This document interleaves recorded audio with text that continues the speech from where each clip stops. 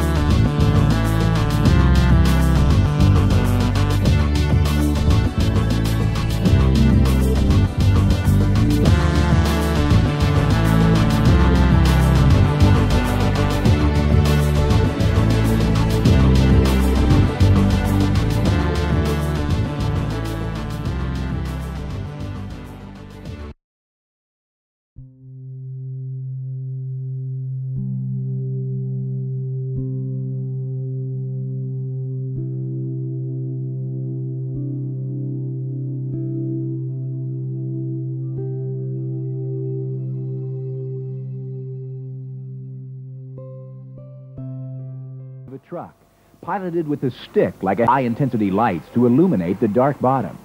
Built in Great Britain at a cost of $2 million, controllers sit in a compartment on the surface. Merlin will go alone to the deep bottom. The first mission will take him to a 17th century Spanish wreck, 1,300 feet deep off the Florida Keys. What lies below worth millions.